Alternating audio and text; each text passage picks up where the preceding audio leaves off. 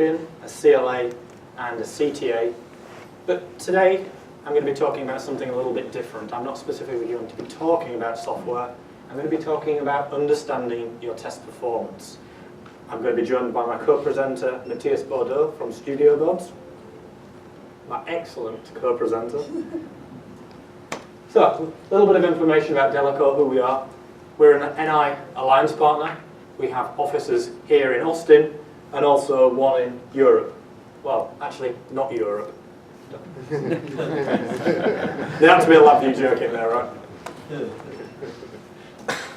So, our leadership team is myself, obviously running the UK office. We've got Fabiola Della Cueva over in the corner, here in Austin, and also Luis Orozco. Is that better pronunciation? Yeah. He's our hardware and measurements man here in Austin also.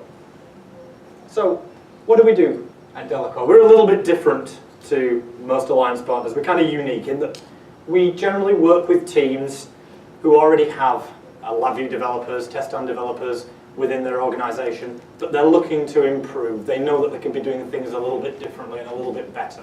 So we help developers improve through software engineering process optimization. So that involves things like source code control, helping them implement source code control in a way that works for their organization.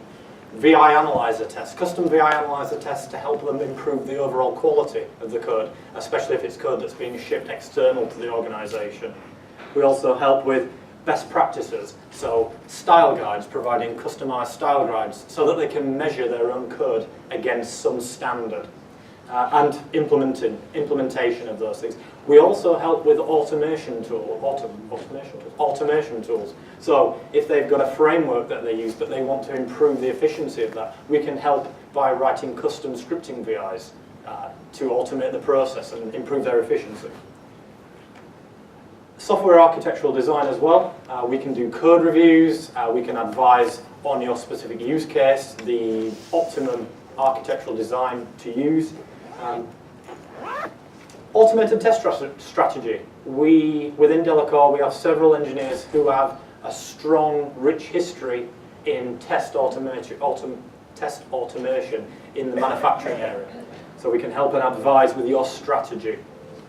And finally, hardware design consulting. We've got an excellent analog design engineer within our team. He's worked at NI previously, designed several of the boards that I'm sure many of you are using. So if you're looking for custom design or advice on your bill of material for your hardware design, we can help and advise with that also.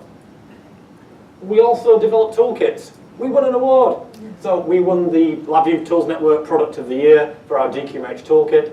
It's a free toolkit. It's an example of the quality and the standard of the code that we deliver. So we put it out there to kind of show this is the thing that we can do. We can help with your application architecture. We can also demonstrate the scripting, the automation tools. Hello everyone, so I'm Matthias Baudot, I'm owner at StudioBods. It's a Canadian-based company with operations in the US and Europe as well. So I've been programming LabVIEW every day of my life the last 10 years. I'm one of the 3 fastest LabVIEW programmers with Darrell Nuttinger and the new champion Robert Mortensen since yesterday.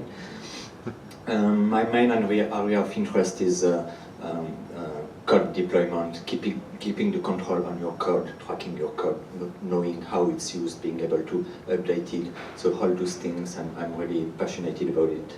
So with StudioBods, we do mainly consulting, LabVIEW development, of course, with specialization in oriented object programming, database integration, hardware automation, hardware in the loop.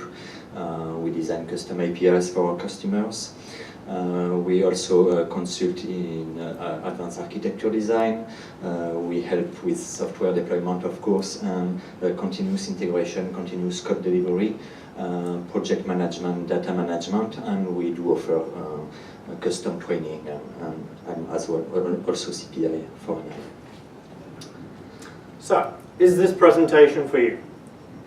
If you are a developer who wants to deploy your solutions to test stations around the world, you should stay. If you're a test manager who wants to improve the efficiency of your test operation, you should definitely stay. You're in the right place. If you're a test engineer who's looking for a raise, you should definitely stay. If you're a test manager who wants to see, is there something that I can do to improve my operation, you're in the right place. A quality manager who wants to understand product yield, absolutely. A senior manager who wants to reduce the total cost of test of your test operation. Anyone who wants to monitor the performance of a test station. And if you just want to sit down somewhere because you had a hard night partying last night, you're welcome to stay. So what are you going to get out of this? Well, you're going to learn who we are and what we do. There's some free stuff. All of the videos that you will see, the demonstrations you'll see throughout this presentation are available. There's the bit.ly. I'll leave it on the screen for a few minutes and we can put it up there at the end so that you can grab those. So all of the demonstrations and videos are going to be available. They're available now. Yeah, the videos are without audio. Yep, so the videos, they're up there now. There's no audio. When we finish this presentation, we'll get that audio overlaid with the videos and get them refreshed. We're going to share our experiences in improving manufacturing test. And you're going to get to see the solution that we've come up with. So, just to give a little bit of background, to give you the backstory, where we're actually coming from and highlight some of our experience. So, personally, I've spent 2 years working with contract electronics manufacturing companies. So, here we're talking about very high volume, tens of thousands of units per week, but very, very low mix, often 1 or 2 products, and zero rework policy. This thing doesn't work, we're going to test it, we're going to take a few seconds to test. If it doesn't work, we're just going to reclaim the materials that can be recycled, and we're going to throw the rest away. It simply isn't efficient to start doing rework at that kind of level of volume. So that's one of our kind of areas of experience. My second area of experience then moved into, I spent 8 years working with an RF OEM manufacturer. So again, high volume, maybe not tens of thousands of units a week, maybe just single-digit thousands of units a week, but different in that we had a product line approach. So we had a portfolio of products that we could offer to customers, but an extremely expensive bill of material cost. These pieces of equipment were expensive to build. So if it doesn't work, you want to make it work. You want to diagnose the problem, you want to fix the problem, and you want to make it work so you can ship it. And these things were high frequency products, typically around 40 gigahertz. So the cost of testing this thing is pretty high as well. These are expensive box type instruments that we were using at the time, and it's an expensive test solution. So again, you want to maximize the impact of that test. And this thing, there's a little picture here. This is like the size of a postage stamp or something. So it's a tiny little thing, but it's expensive. So we're going from something that's quite small. My next section of experience was working for 5 years in satellite manufacturing. So we've gone from something that's the size of a postage stamp to something that's the size of a Volkswagen. So here you've got extremely low volume, so 1, maybe 2 units per year, and very high mix. Every single unit, every single payload is completely different. And regarding the cost of test, if you need to ask, you can't afford it. So, complete opposites, right? Surely very, very different. Well, let's do a comparison. So, I'm going to be looking in this comparison, and don't worry, there's a lot of information there. We're going to actually filter this out. What are the key drivers to success? So that's what we're going to be looking at. How long is the test campaign, and what is the cost of failure? So let's have a look at what's in common first. So, the key drivers to success. For the high volume manufacturer, we care about yield. If we're not getting high yields, we're not going to get the volume of product out to the customer. We don't want to have this big pile of scrap in the corner, so yield is key. We need high yield to be able to ship that to our customer. We also need a very, very low field return rate. We can't if we're shipping 10,000 units per week, we don't want half of them coming back. We need that low, very, very low single-digit field return rate, maybe 0.5%, 0.3% might be typical. For the RF OEM, again, we need high yield. We can't have units not passing test. It's expensive to perform the test for this because we've got this expensive test solution, so we need that high yield. In the space industry, the key driver is quality. It's a very sentiment-driven industry. Your reputation is key, so quality has to be high. And in terms of field returns, well, that's off the table. There are no field returns in space. Other key drivers, obviously for the RF and for the space industry, there's a high cost to test. How long is the test campaign? Well, you can't really see that there, but for the contract manufacturer, 2 minutes or less to test a mobile phone handset, for example. For the RF OEM, our test duration was around 5 minutes. Was around 5 days. For the space industry, from testing the very smallest component to the final payload was around 2 years. So that's a huge test campaign. You don't want to be repeating any section of that. And in terms of the cost of failure, very similar for the RF OEM and the space industry, loss of customers. So in the RF OEM, the loss of a particular customer. In the space industry, if you have a payload failure or a failure in orbit, you may lose all of your customers because that sentiment will proliferate to all of the customers. They will lose confidence in you.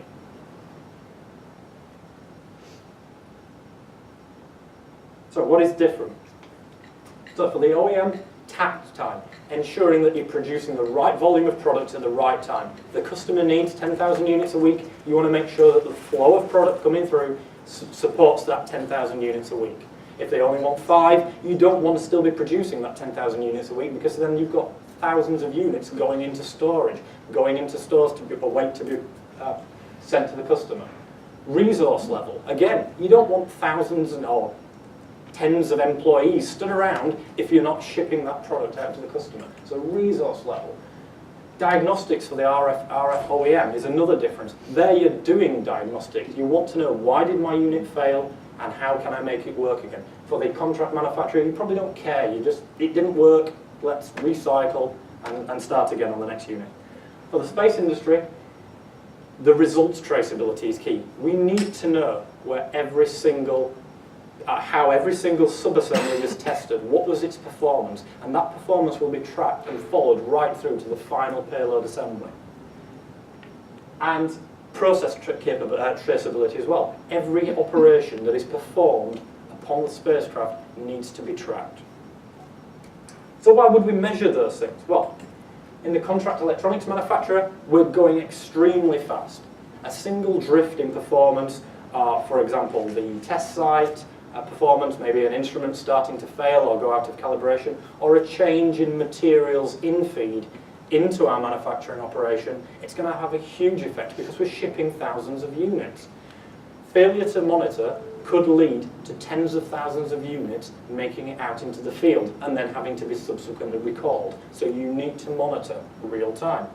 And with that in-feed of product and that high volume, it makes it extremely difficult to change direction quickly. In order to produce those tens of thousands of units, you've got parts coming in from various suppliers, and it's difficult to switch those on and off quickly, so you need to monitor. For the RF OEM, efficiency. Efficiency is the key to monitoring. Why?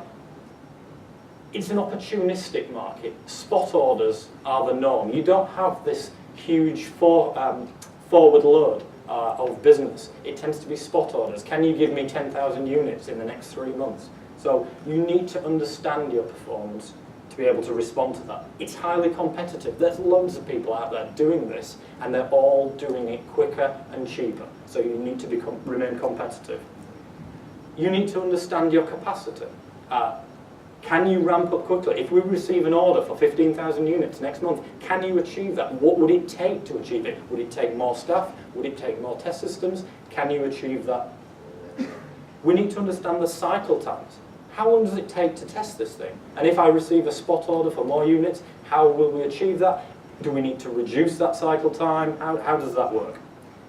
And planned maintenance. If we're just testing all of these products on this highly expensive test system, we need to understand, does its performance degrade over time? Is that affecting our ability to ship units to the customer? For space manufacturing, the cost of test is huge. So we must be confident that every single test result we have is valid before we move to the next stage. So we need to monitor, we need to understand that test performance. We can't afford to take a subassembly that's been packaged and fit it to a spacecraft and perform that process, that manual operation, and then have to remove that component and retest at a later date. It's an expensive operation. So we need to measure, we need to understand real time what is happening. And in the space industry, we simply don't have those obvious pass-fail criteria that we might have in other industries. Often we care about in-family performance. We don't care about an absolute limit, we care about how a device performed with respect to other devices in test. And then traceability is vital. We need to understand every test and manual process operation that was performed. So, in order to be able to measure, we need to be in control, right?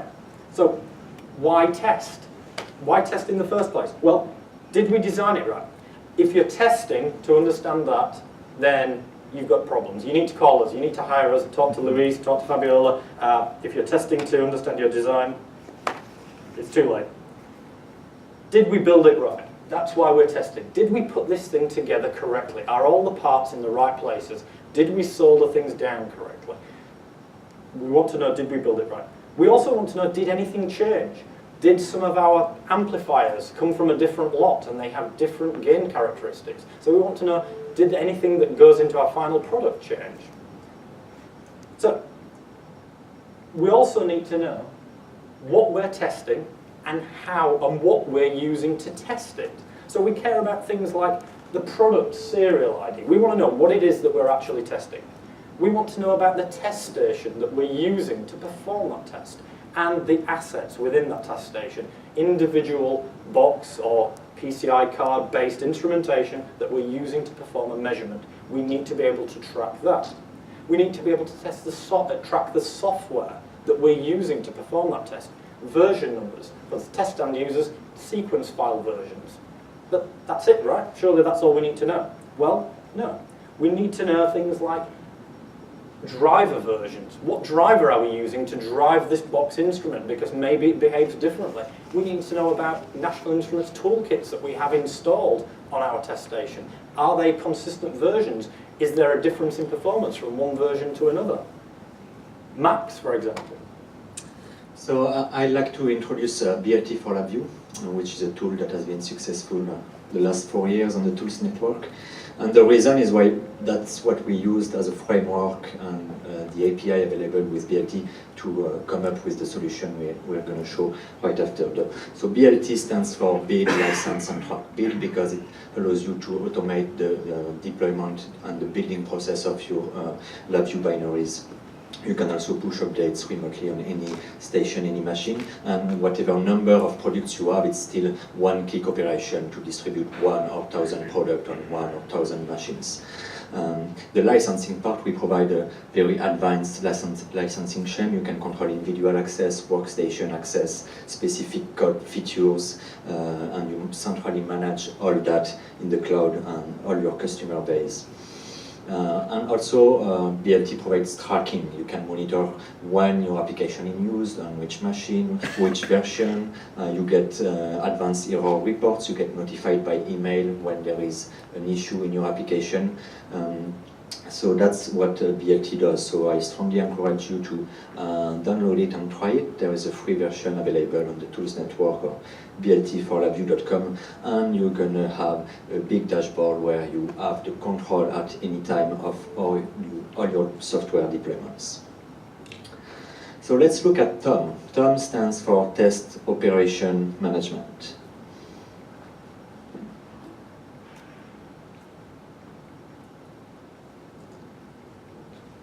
Okay, thank you, Windows.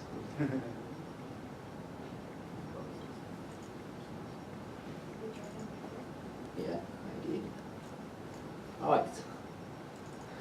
So in this presentation, we're going to use TOM to test power amplifiers on different stations. So we have a development machine that we're going to use to build our test sequence, build our LabVIEW operator interface, deploy that on a server, and then we're going to install our application on different test stations.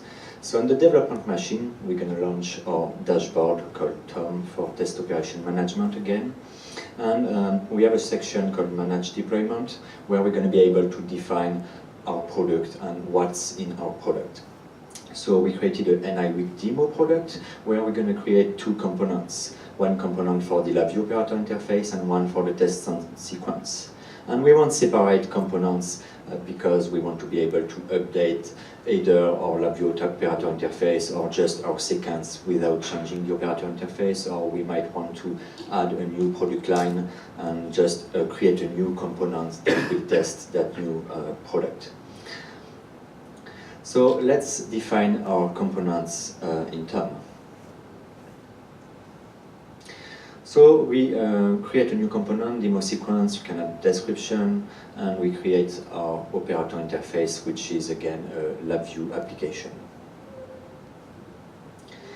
Then we will configure the build specifications. You know what are build specifications. We're going to say what's in our component. So for the demo sequence, we basically link our component to a test stand sequence. So we create a new build step, which is a test stand build. We specify the test stand sequence, and Tom is going to analyze our test stand sequence file and find out all the dependencies that need to be packaged so you can execute your test stand sequence just with the runtime engine. Okay, so it found out all those dependencies. They are going to be packaged and pushed on a repository, so any station can get them. We do the same for our operator interface. This time this is a LabVIEW build, so we specify a LabVIEW project path. It will find the available executable build specifications, and again we are previewing our exe to exactly know what will be packaged with our component. And in this case we also want to add a shortcut for the operator interface on the desktop, so we can use Tom to create that. So our components are now defined, and we are ready to build them and release them on our online repository. So that's what we do. We specify the version number, you put some release notes to keep track of all what you do, and we push. So now Tom is again parsing our sequence file, analyzing the dependencies, and it will package everything in a single component.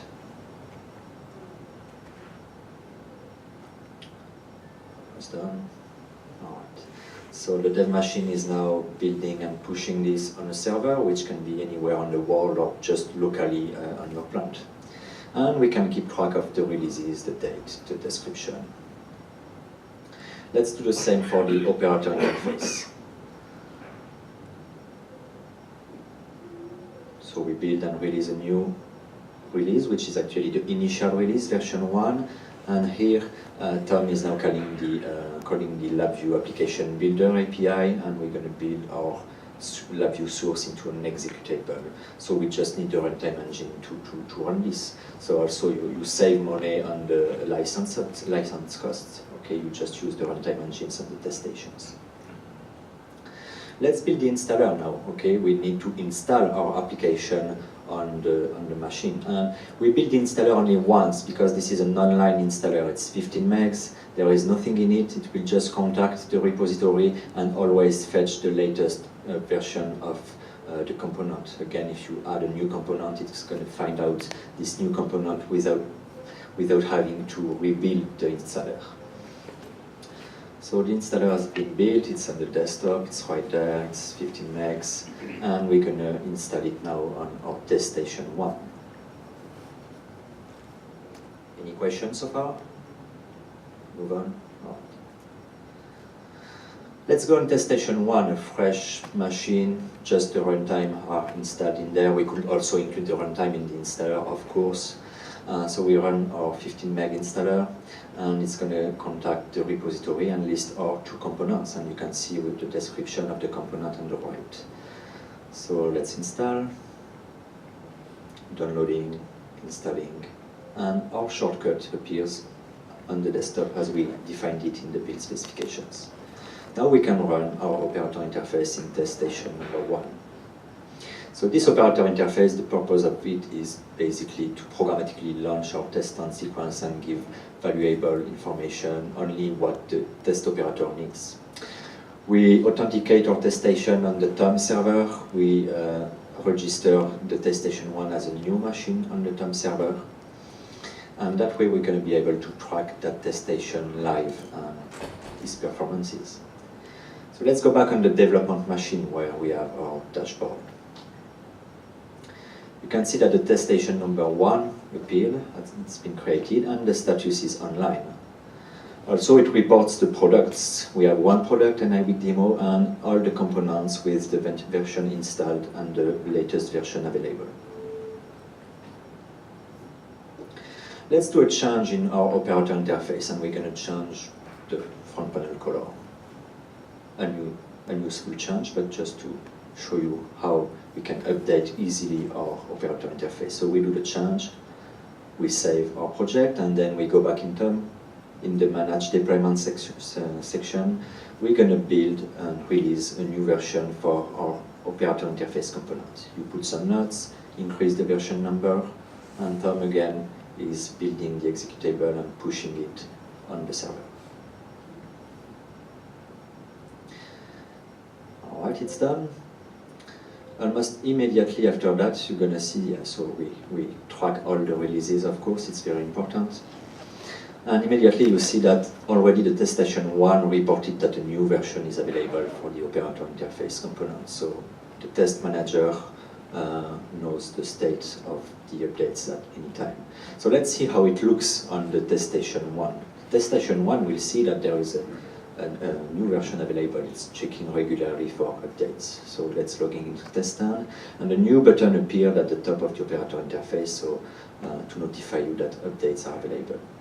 When we click on the button, we have the details on the update, the release notes, the version number of the update, and we simply click download and install.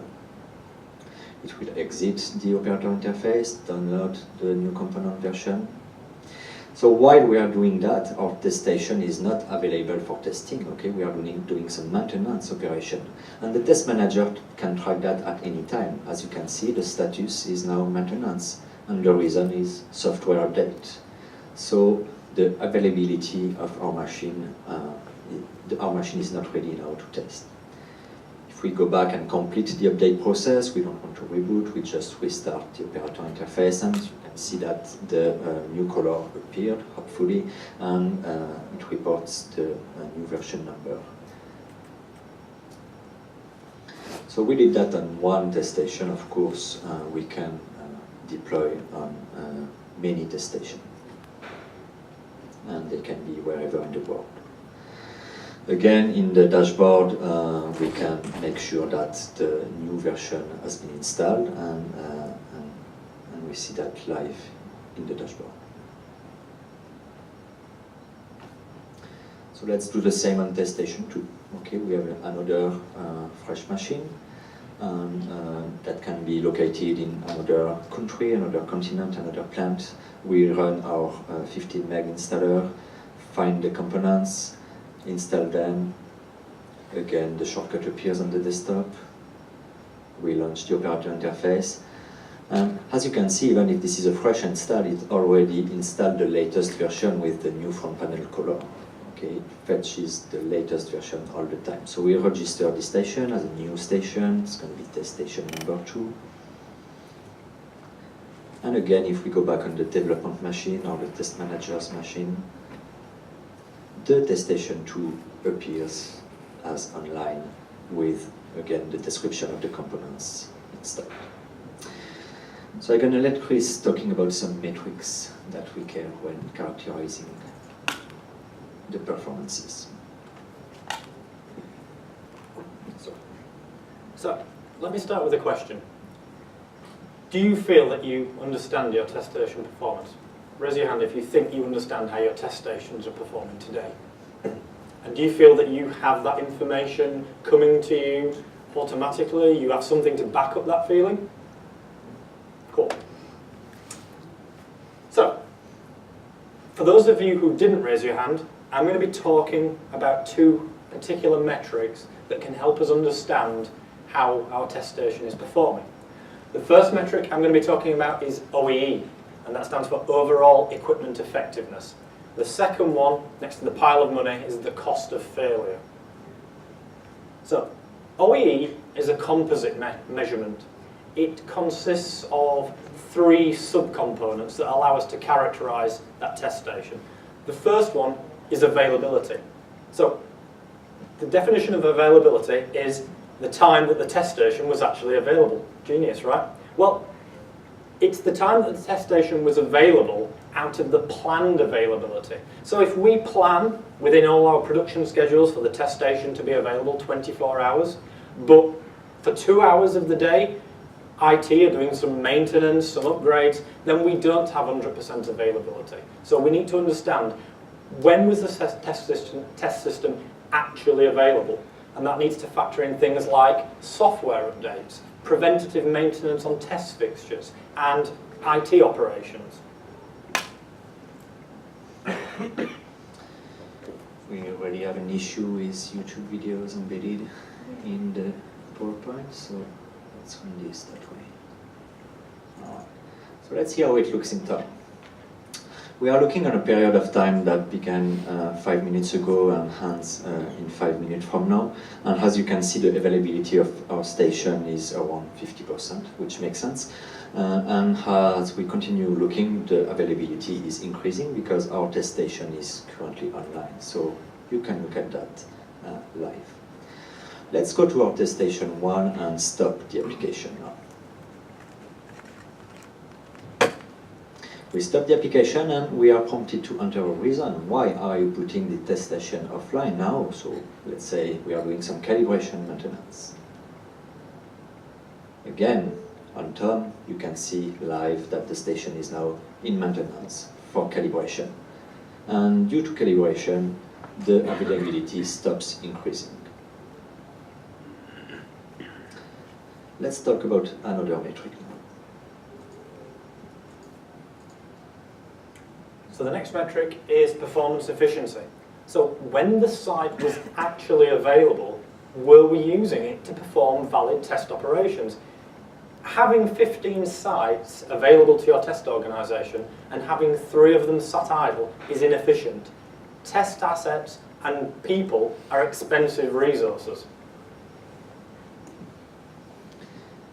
So we can monitor that in test operation management as well. So in this case, we're going to run several tests on our test station number 2.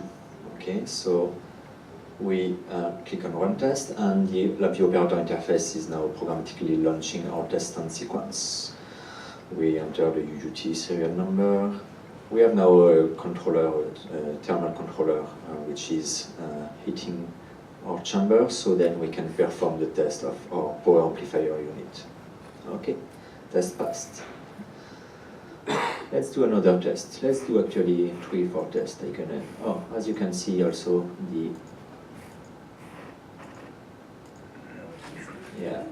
you get the report and the results directly in the operator interface. That's the goal of an operator interface, to give valuable information. So if we look now on Tom machine, you can see that we've performed 4 tests. And the performance, so the time we were actually testing, is about 65%. So there is some downtime between each test that we've done. We're going to run 5th test. Moving forward a little bit. All right, oh, this test failed. Let's go back on Tom, on the development machine. And we wait quite a lot before the 4th test and the 5th test. So if we now change the period of time to actually look at the 5 tests, you can see that the performance decreased to about 40% because of that wait time between the 4th and 5th tests. So that's the performance. Chris is going to explain us another metric. We crashed PowerPoint in the meantime. All right.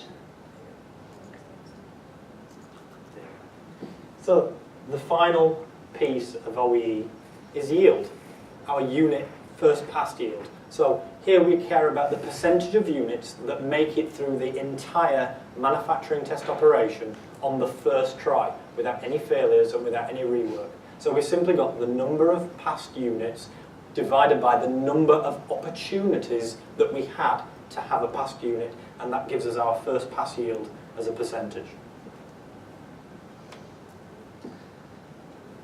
So again, this is something we can track live. I don't have closer now. Right. This is something we can track live in time. So we performed 5 tests, you remember, and there was 4 passes and 1 fail. So if we look at the quality, the yield of our test station, it gives 80%. Yeah, the calculation is right. Now, if we multiply those 3 metrics, we get the overall equipment effectiveness, a single metric to characterize our test station. And we can look at that for any period of time, any station, any product that you have installed on those stations. So, to recap, we've got our availability. So from the planned time that we were going to use the test station, how long were we actually available to use the test station? And when we were using it, or when the test station was online, what percentage of time was it actually performing test operations? What time was it actually adding value to our organization? And then when it was performing those tests, what was the quality? How many past units did we actually get through that? So by taking those 3 measures, availability, performance and quality, and multiplying them together, we get OEE, a single figure that allows us to, at a glance, understand the performance of our test operation.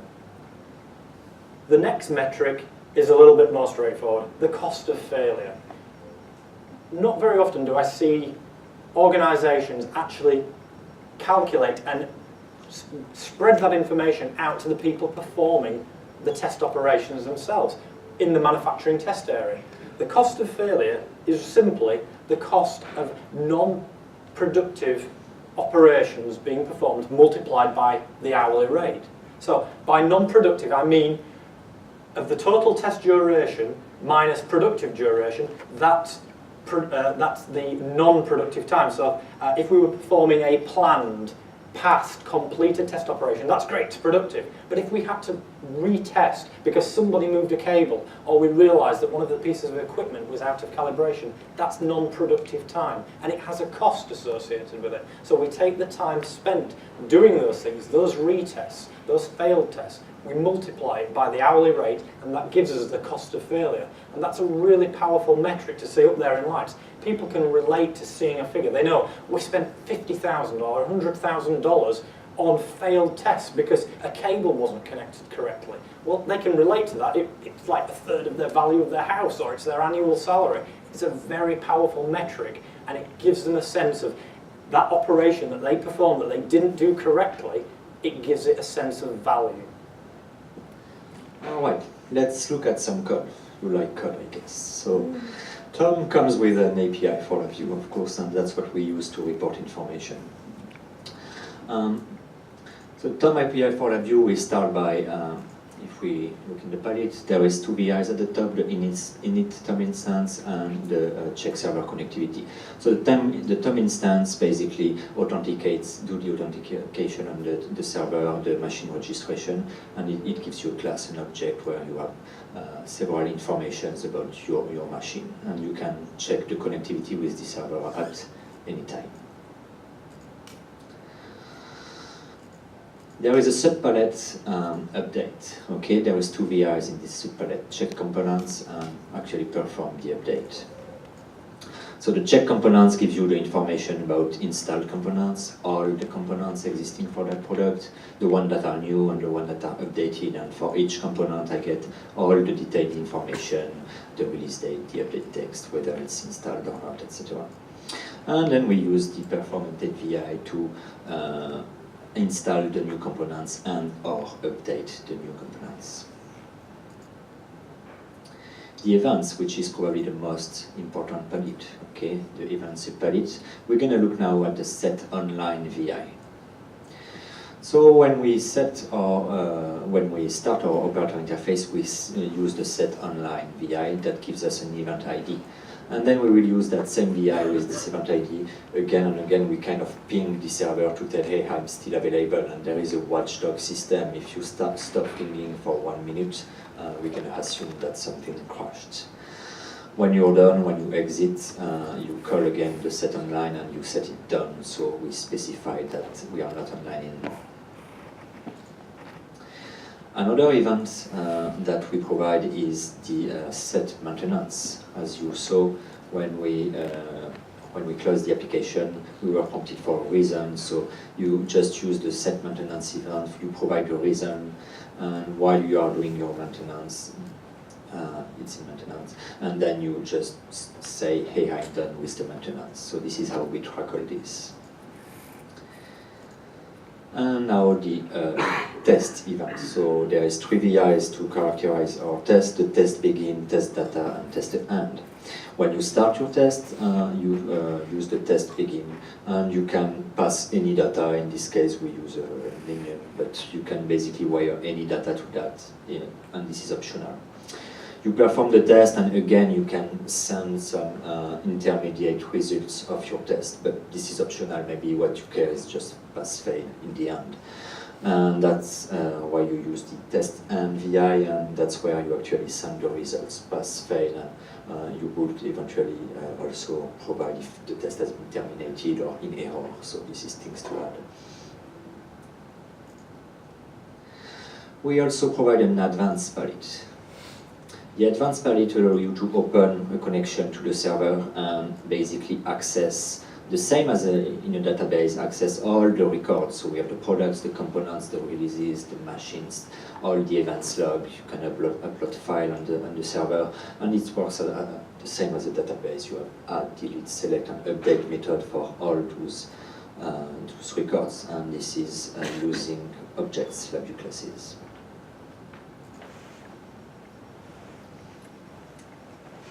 So, to give a little case study and understand how you can be impacted by using these metrics, I'm going to go back to our RF OEM. So, just to recap, it's an opportunistic market, spot orders. Often a customer will simply contact and say, we want 10,000 units and we need them in 3 months. If you can do it, great, the order's yours. If you can't, we don't care about the other stuff you can do. Can you fulfill this particular order? Because of this, it's often a temporary workforce. The volume that they're having to produce flexes rapidly over time, so they often use contract staff to achieve this. And there's the high cost of test. The test equipment is expensive. You can't afford to have racks of equipment sitting around just in case you win an order. So, a spot order comes in, and typically what they would do is go and hire some agency staff and rent an additional test station, one of these expensive test stations. So we implemented OEE. We started looking at the test performance so we could better understand what is the capability of the test solutions, the test environment that we already have. Is it optimized? So to use the old adage, measure twice, cut once, we can't improve what we don't understand. So they implemented OEE. And because of that, through measurement and capturing of all test station activity, they were able to reduce the UUT cycle time. So what came out of OEE was that actually, in between performing tests, the test station was actually sat idle for several minutes because the test site operator was actually performing some other operation. He was loading a unit onto the next test fixture. So it was sat idle for several minutes, not performing value-added activity. So the first thing they did is they put alarms, very rudimentary, but they put alarms and sirens on top of the test station to draw attention to the fact that it needed servicing. It needed somebody to come and load another unit on there. They also recognized that by having a single calibration period during 1 week of the year, that meant that all test availability was down during that week. They had 0 test availability, but also they were still suffering from periodic failures of test jigs, pogo pins bending, etc. during the year that was causing additional downtime. So they implemented a preventative maintenance schedule so that they could reduce that downtime and have maximum availability out of the planned availability. So we've reduced cycle time. That has led directly to an increase in the volume capacity of that production environment without having to buy new test systems, without having to hire additional test resources, and they've increased the availability of those test stations by performing preventative maintenance. So overall, a great success because they've increased the volume, they've increased their ability to respond to those spot orders without having to spend money on expensive test systems and hiring staff. So, OEE was used successfully. If you'd like to come and talk either to myself or Matthias more about OEE and how you can use metrics, please come and see us afterwards. If it's something that is of interest to you, we can be our contact details are there.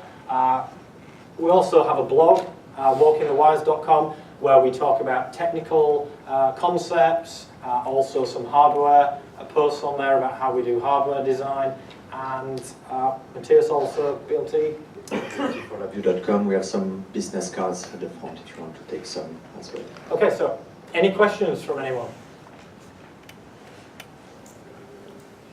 Does Tom integrate with TestStand?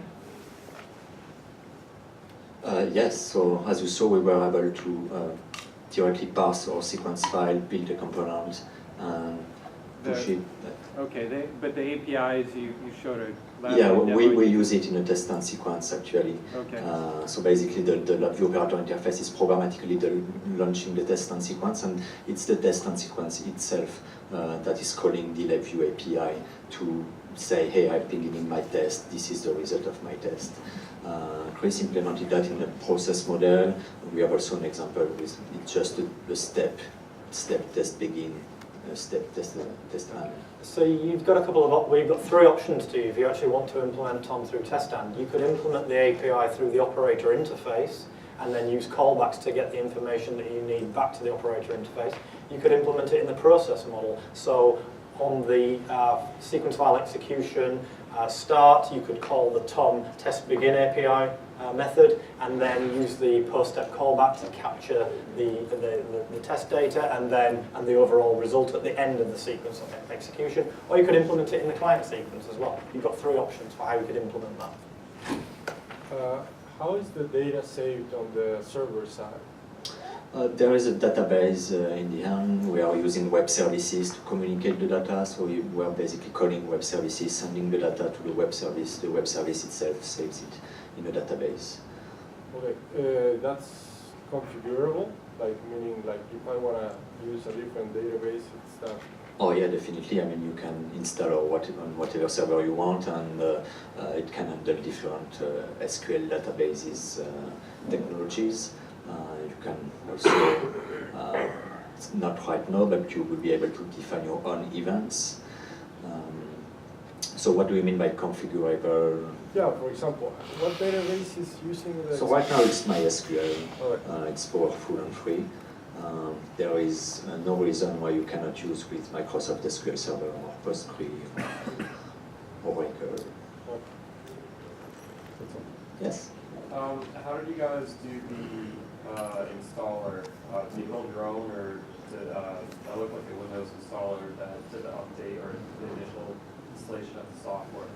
So there is plenty of installer technologies. I know setup. This one is using the Qt installer framework. Okay. Yeah, there's other. This one is using Qt. Thanks. Couple other questions. How long have you been developing the Tom software? How many companies have been kind of using it? And from your own opinions, what are some limitations you found? So I'd say that this is a product in development. Okay, we made a proof of concept here. It's a little bit more than a proof of concept because it really works actually. So we are still looking for maybe help partners, customers that would like to give them the best feedback, the best need they have to finish up that product. So no one is using that one yet. To add, have you guys heard of Wyman Technologies? They pretty much do the same exact thing, just with Verisland. Maybe you do. I didn't look at that. Should take a look at it. Do you know? I mean, I know the company. I didn't know that they have that. So yeah, we'll look at this definitely. Maybe help each other out. Sure. Thanks for the lead.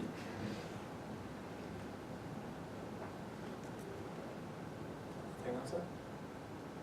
Okay, thank you very much. Thank you. Don't forget to. Oh yes, yeah, don't forget to do your survey. I don't think it works. Yeah. It doesn't work apparently. Thank you.